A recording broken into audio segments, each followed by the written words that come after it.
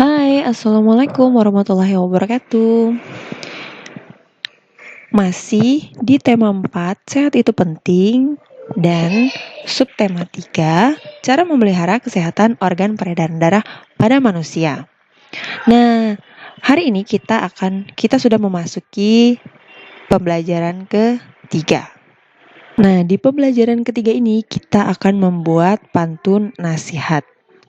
Nah, ketika akan membuat pantun nasihat, kita pasti akan menentukan dulu dong apa amanat atau pesan dan nasihat yang ingin kita sampaikan terlebih dahulu. Ingat ya, jangan lupa untuk perhatikan hal-hal penting sebelum kamu membuat pantun. Dan itu sudah kita bahas di pembelajaran sebelumnya.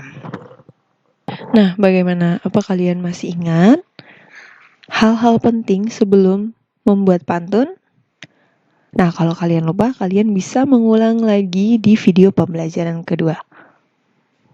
Baiklah, kita bisa lanjut untuk pembahasan selanjutnya, yaitu tentang kalian membuat pantun nasihat sesuai dengan kejadian pada gambar berikut. Nah, bisa kalian tuliskan di kolom komentar pantun nasihat yang sesuai pada gambar. Nah, pantun nasihat ini jangan lupa sebelum menuliskan pantun nasihat sama seperti pantun anak-anak sebelumnya, kalian tuliskan nama, kelas, kemudian tuliskan pantun kalian. Nah, jangan lupa ya, hal-hal penting yang harus kalian ingat dalam membuat pantun. Oke, bagaimana? Apakah kalian sudah membuat pantun di kolom komentar?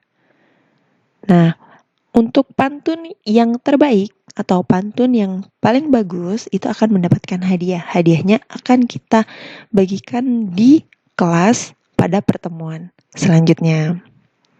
Oke, baiklah kita lanjut untuk pembahasan berikutnya, yaitu tentang manfaat gotong royong sebagai bentuk tanggung jawab warga masyarakat. Warga di sekitar rumah Jonas sedang melaksanakan kegiatan kerja bakti untuk membersihkan lingkungan sekitar. Mereka bergotong royong untuk membersihkan tempat yang dapat menjadi sarang nyamuk. Kegiatan tersebut diharapkan dapat membuat setiap warga memiliki kesadaran terhadap kebersihan lingkungan sekitar. Kesehatan warga di lingkungan tersebut pun diharapkan dapat terjaga dan terhindar dari penyakit demam berdarah. Apa yang kamu ketahui tentang gotong royong? Nah, gotong royong adalah bekerja bersama-sama untuk mencapai suatu hasil yang diinginkan bersama. Gotong royong menjadi ciri khas bangsa Indonesia sejak dahulu. Masyarakat Indonesia menerapkan gotong royong dalam berbagai kegiatan. Gotong royong adalah budaya yang harus kita lestarikan. Budaya gotong royong dapat mempererat persatuan antar warga. Nah, bisa kalian tuliskan di buku catatan kalian tentang unsur-unsur gotong royong itu sebagai berikut. Yang pertama, kegiatan dilakukan dengan cara bekerja sama. Kemudian yang kedua, semua peserta gotong royong ikut serta sesuai kemampuan masing-masing. Dan yang ketiga, gotong royong dilakukan secara sukarela tanpa pamrih. Kemudian yang terakhir, bermanfaat bagi kepentingan bersama. Nah, itu adalah unsur-unsur gotong royong. Jangan lupa kalian tuliskan di buku catatan kalian ya, agar kalian lebih ingat unsur-unsur gotong royong. Nah, kalian pasti tahu kan manfaat dalam penerapan gotong royong dalam kehidupan? Nah, di sini ada beberapa manfaat tentang gotong royong. Yang pertama, membuat pekerjaan menjadi lebih cepat selesai. Kemudian, memperkuat rasa persatuan dan kesatuan antar warga.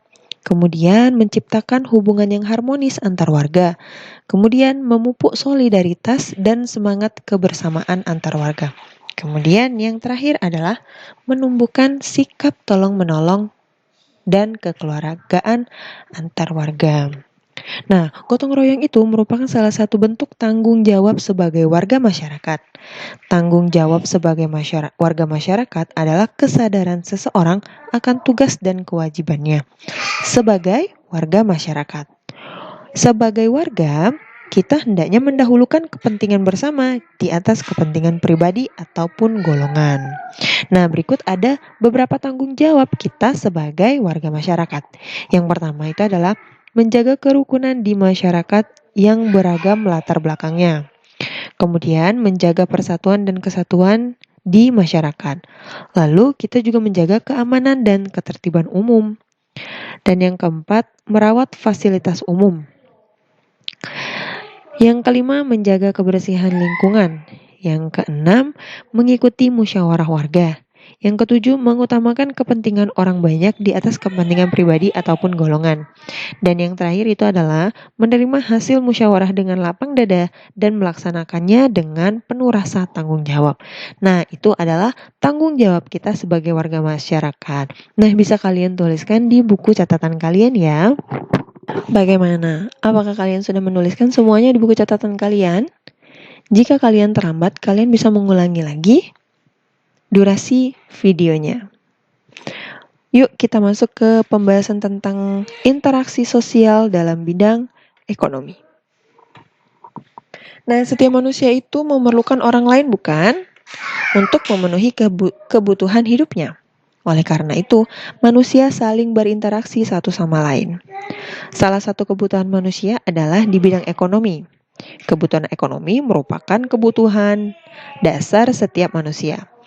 Kebutuhan ekonomi meliputi pemenuhan sandang, pangan, dan papan. Kebutuhan sandang itu merupakan kebutuhan akan pakaian. Kemudian kebutuhan pangan itu adalah kebutuhan akan makanan. Dan kebutuhan papan adalah kebutuhan akan tempat tinggal. Setiap manusia berusaha untuk memenuhi kebutuhan tersebut. Dengan saling berinteraksi, manusia akan lebih mudah untuk dapat memenuhi berbagai macam kebutuhan hidupnya.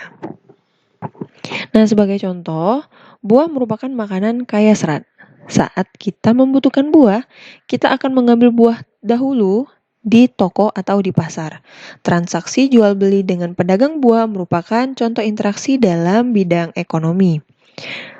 Kalian dapat menemukan interaksi ekonomi di pasar ataupun di tempat-tempat lain yang mempertemukan penjual dan pembeli. Selain transaksi membutuhkan barang, transaksi kebutuhan jasa juga termasuk interaksi ekonomi. Sebagai contoh, itu seperti kebutuhan jasa di bidang kesehatan, transportasi, dan pelayanan masyarakat.